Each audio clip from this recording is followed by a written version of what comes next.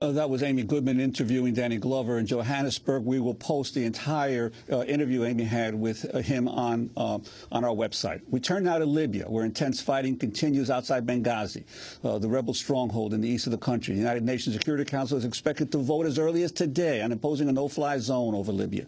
CNN reports the United Nations is also considering launching airstrikes against Gaddafi's forces to halt their recent advances. On Wednesday, the U.S. ambassador to the United Nations, Susan Rice, raised the possibility of, quote, going beyond the no-fly zone. Meanwhile, the New York Times said Wednesday that 4 of its journalists had gone missing in Libya. They were reporting from the northern port city of Ajibiyah. The missing journalists are Anthony Shadid, the Beirut bureau chief, Stephen Farrell, a reporter and videographer, and 2 photographers, Tyler Hicks and Lindsay Adario. Last week, Democracy Now! Correspondent Anjali Kamat was in the Libyan city of Benghazi. She filed this report about efforts by anti-government forces to build a new media center to report on the struggle against the Gaddafi government.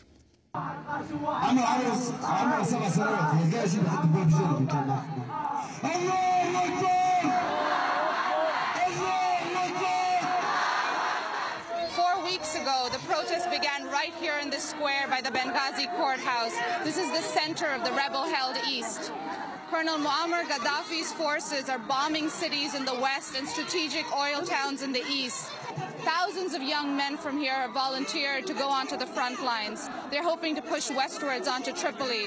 But those who remain here are waging a very different sort of battle against Gaddafi's powerful propaganda machine. We're going now to the High Court building. It's now the media center for the revolutionaries.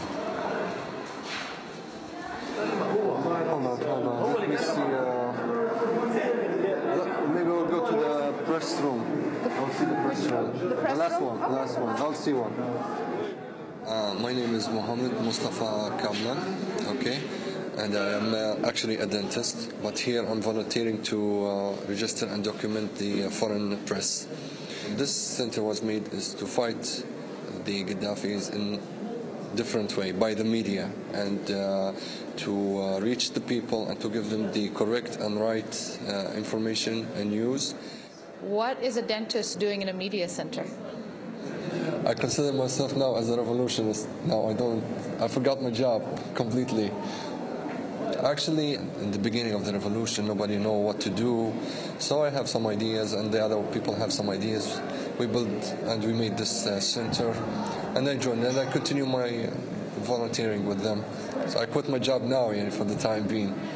Before the revolution, there was only one newspaper that belongs to the government. But after the revolution, now there are almost 5 newspapers now. Okay, and there's the online TV, on-stream TV. Okay, and there's the internet connection that we've got to manage here in this building. And everybody is counting on the media. Everybody wants to get the news from this place. We have many departments. We have the newspaper department. We have the documentation department, which is I am holding it. We have a library department and the painters department, where they paint and write the signs in different languages. And this is the media and graphic designs. This place. The signs like this one, you see? This kind of signs. Yeah. And you do some graphic designing, and they're here where they collect the pictures and videos from the revolution. This is where they set up the internet. My name is Ahmed Al-Nehom. I'm a communication engineer. The whole time, we've been in Libya, the internet's been mostly off, but you've been able to get past the internet blackout. We started looking for these systems, tried to stop the blockage from the government, and we, thank God, succeeded. We managed to keep the internet active for journalists, for the media center, for the team of Facebook, which is the most visited website. Explain how you got through the internet blockage. Everything possible. We do everything possible. As you know, communication is a new technology, developing very fast.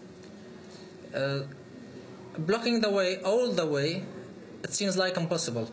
So we're trying, and they're trying, and the best will win. So you make it sound like a race. Yeah, exactly. It's more than a race. It's a fight for freedom.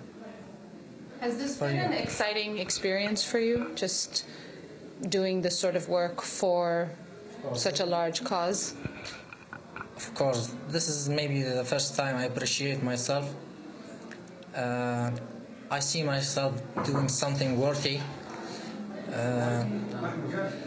And this is the first time I have been in a rebel. We've been mouth shut for 42 years. And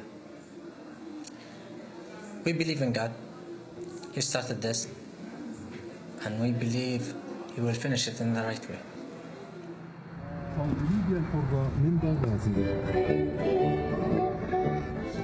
Combating 4 decades of state propaganda is no easy task, but one group of former state media employees decided to take matters into their own hands.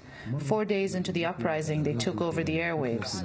Khalid Ali heads up the radio station that broadcasts on what was once state-controlled frequency. It's called the Voice of Free Libya.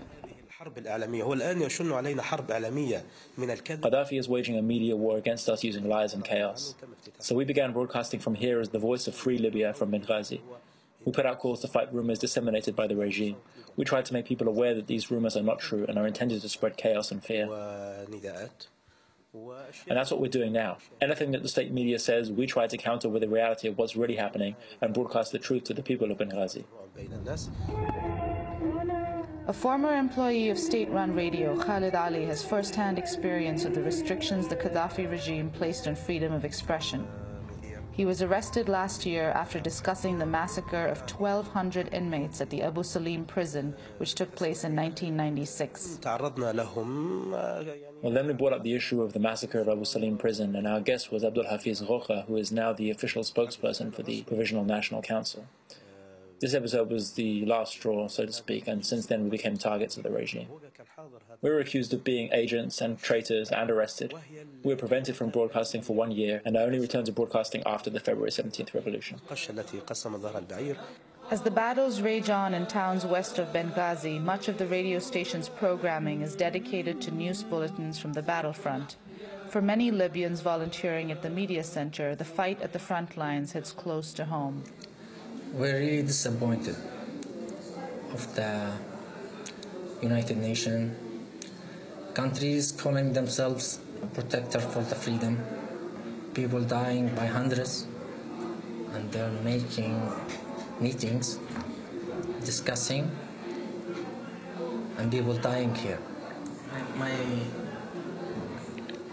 My nephew now, in the front lines, he's 18 years old. Why did your nephew decide to go? You cannot say this question because why all these people went there? Because they believe this is their chance, the only chance. What's his name? Yasin. He's from Benghazi? Yes. God bless him. I wish you'd be here when we celebrate this. Inshallah. Soon. I asked Mohammed Kaplan how their messaging has changed as the Libyan uprising turned from a peaceful protest to an armed revolt.